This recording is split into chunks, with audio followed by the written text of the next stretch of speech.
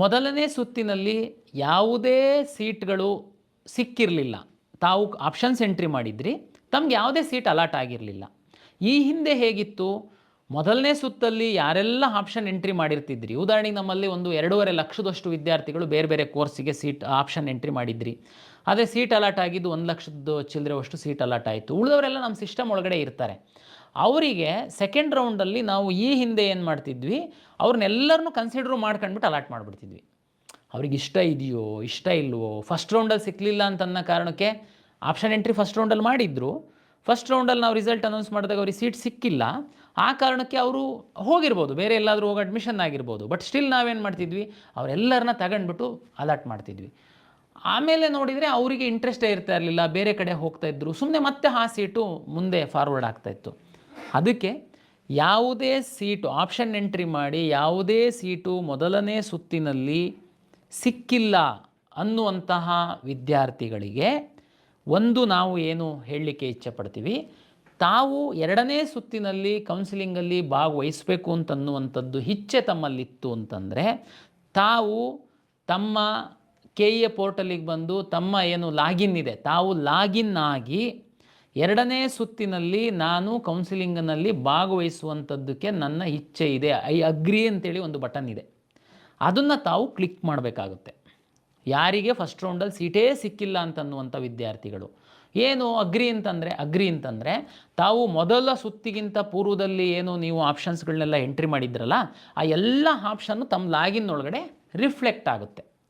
ಆವಾಗ ನೀವು ಹೇಗೇನು ರೀಅರೇಂಜ್ ಮಾಡ್ಬೋದು, ಡಿಲೀಟ್ ಮಾಡ್ಬೋದು, ಏನೆಲ್ಲ ಮಾಡಲಿಕ್ಕೆ ಅವಕಾಶ, ಹೊರಗಿಂದ ಮತ್ತೆ ತಂದು ಹಾಕಲಿಕ್ಕೆ ಅವಕಾಶ ಇರಲ್ಲ. ಆದರೆ ಯಾವುದು ಆ್ಯಡ್ ಮಾಡೋದಕ್ಕೆ ಅವಕಾಶ ಇರುತ್ತೆ, ತಮಗೆಲ್ಲ ಗೊತ್ತಿದೆ, ಆಯುಷ್ ಹೊಸ್ದಾಗಿ ಸೀಟ್ ಮ್ಯಾಟ್ರಿಕ್ಸನ್ನು ನಾವು ಪಬ್ಲಿಷ್ ಮಾಡಿದ್ದೀವಿ, ಅದು ತಮ್ಮ ಲಾಗಿನ್ನಲ್ಲಿ ಇರುತ್ತೆ. ಇಲ್ಲಿವರೆಗೆ ಸೀಟ್ ಅಲಾಟ್ ಆಗಿಲ್ದಿರೋರು ಲಾಗಿನ್ನಲ್ಲಿ ಮಾತ್ರ ಅಲ್ಲ, ಚಾಯ್ಸ್ 1 ಹಾಕಿ ನಮ್ಮ ಸಿಸ್ಟಮಿಂದ ಹೊರಗಡೆ ಹೋಗಿ ಅಡ್ಮಿಷನ್ ಆಗಿರೋರು ಹೊರತುಪಡಿಸಿ ಯಾರು ಚಾಯ್ಸ್ 2 ಹಾಕಿದ್ದಾರೆ, ಯಾರು ಚಾಯ್ಸ್ 3 ಹಾಕಿ ನಮ್ಮ ಸಿಸ್ಟಮ್ ಒಳಗಡೆ ಉಳ್ಕೊಂಡಿದ್ದಾರೆ, ಯಾರಿಗೆ ಸೀಟೇ ಸಿಕ್ಕದೆ ಫಸ್ಟ್ ರೌಂಡಲ್ಲಿ ಈ ರೌಂಡಲ್ಲಿ ತಾವು ನಾನು ಸೆಕೆಂಡ್ ರೌಂಡಲ್ಲಿ ಭಾಗವಹಿಸ್ತೀನಿ, ನಾನು ಕೌನ್ಸಿಲಿಂಗಲ್ಲಿ ಮುಂದುವರಿತೀನಿ ಅಂತೇಳಿ ತಾವು ಅಗ್ರಿ ಅಂತೇಳಿ ಹೇಳಿ ನಮ್ಮ ಸಿಸ್ಟಮ್ ಒಳಗಡೆ ಬರ್ತಾ ಇದ್ದೀರಾ, ತಾವು ಹಿಂದೆ ಹಾಕಿದಂಥ ಎಲ್ಲ ಆಪ್ಷನ್ಗಳಿರುತ್ತೆ, ಜೊತೆಗೆ ಯುನಾನಿ ಮತ್ತು ಆಯುಷ್ ಹೊಸ್ದಾಗಿ ಬಂದಿರುವಂಥದ್ದೇನಿದೆ ಅದು ಸಹ ತಮಗೆ ಲೆಫ್ಟ್ ಸೈಡಲ್ಲಿ ಡಿಸ್ಪ್ಲೇ ಆಗುತ್ತೆ. ತಾವು ಅದನ್ನು ತೆಗೆದುಕೊಂಡು ಬಂದು ರೈಟ್ ಸೈಡಲ್ಲಿ ರೀಅರೇಂಜ್ ಮಾಡ್ಬೋದು. ಅದು ಮೇಲೆ ಹಾಕ್ತೀರಾ, ಮಿಡ್ಲಲ್ಲಿ ಹಾಕ್ತೀರಾ, ಕೆಳಗೆ ಹಾಕ್ತೀರಾ, ತಮಗೆ ಬಿಟ್ಟಂಥ ವಿಚಾರ.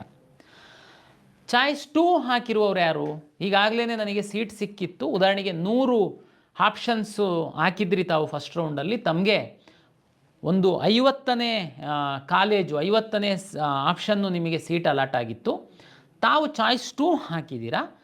ಈಗ 51ರಿಂದ 100 ಇರುವಂಥ ತಮ್ಮ ಲಾಗಿನ್ನಲ್ಲಿರುವಂಥ ಎಲ್ಲ ಆಪ್ಷನ್ಸು ಡಿಲೀಟ್ ಆಗಿ ಹೋಗಿರುತ್ತೆ.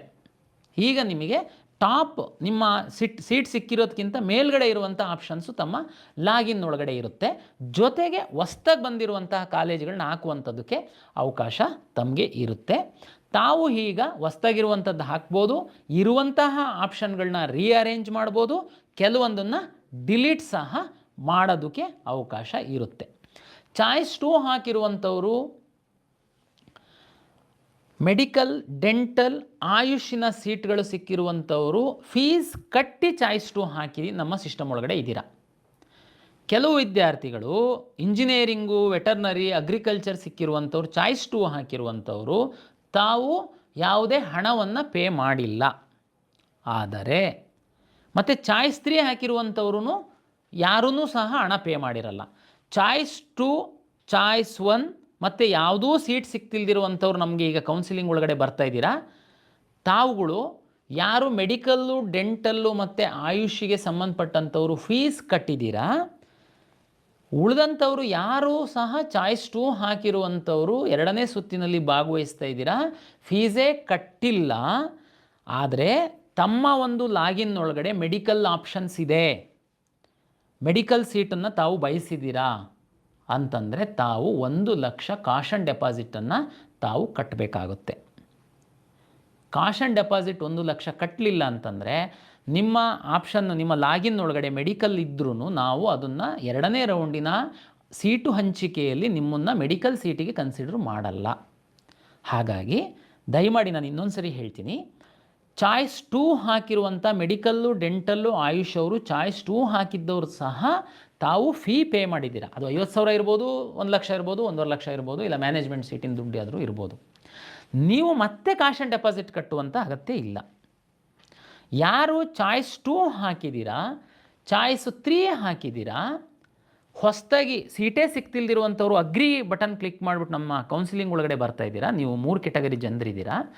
ನಿಮ್ಮ ಲಾಗಿನ್ ಒಳಗಡೆ ಮೆಡಿಕಲ್ ಸೀಟು ಹಾಕಿದ್ದೀರಾ, ಈ ಹಿಂದೆನೇ ಹಾಕಿರುವಂಥದ್ದಿದೆ, ಹೊಸದಾಗಂತೂ ಹಾಕೋದಕ್ಕೆ ನಾವು ಅವಕಾಶ ಇಲ್ಲ, ತಮಗೆಲ್ಲರಿಗೂ ಗೊತ್ತಿದೆ. ನೀವು ಆ ಮೆಡಿಕಲ್ ಸೀಟನ್ನು 2ನೇ ಸುತ್ತಿನಲ್ಲಿ ನಿಮಗೆ ಹಂಚಿಕೆಗೆ ಕನ್ಸಿಡ್ರ್ ಮಾಡಬೇಕಂತಂದರೆ ತಾವು 1,00,000 ಹಣವನ್ನು ಕಾಶ್ ಆ್ಯಂಡ್ ಡೆಪಾಸಿಟ್ ಆಗಿ ಕಟ್ಟಬೇಕು. ಕಟ್ಟಿದಾಗ ನಿಮ್ಮ ಮೆಡಿಕಲ್ ಸೀಟಿಗೆ ನಿಮ್ಮ ಅಲಾಟ್ಮೆಂಟನ್ನು ನಾವು ಕನ್ಸಿಡ್ರ್ ಮಾಡ್ತೀವಿ.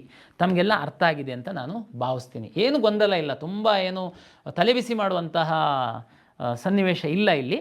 ತುಂಬ ಸಿಂಪಲ್ ಇದೆ. ಯಾರು ಕಾಶ್ ಆ್ಯಂಡ್ 2ನೇ ಸುತ್ತಲ್ಲಿ ಚಾಯ್ಸ್ 2 ಹಾಕಿರೋರು ದುಡ್ಡು ಕಟ್ಟಿದ್ದೀರಾ, ನೀವೇನು ಪ್ರಾಬ್ಲಮ್ ಇಲ್ಲ, ತಾವು ಬನ್ನಿ ರೀಅರೇಂಜು ಮತ್ತೊಂದು ಮಗದೊಂದು ಮಾಡಿ. ಯಾರು ದುಡ್ಡೇ ಕಟ್ಟಿಲ್ಲ, ನೀವು 1,00,000 ಕಾಶ್ ಆ್ಯಂಡ್ ಡೆಪಾಸಿಟ್ ಕಟ್ಟಿ.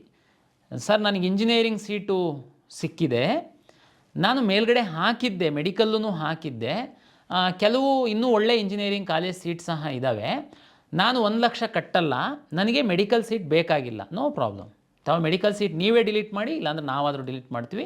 ನೀವು 1,00,000 ಕಟ್ಟಿದ್ರಷ್ಟೇ ನಿಮ್ಮ ಮೆಡಿಕಲ್ ಸೀಟನ್ನು ಕನ್ಸಿಡ್ರ್ ಮಾಡ್ತೀವಿ.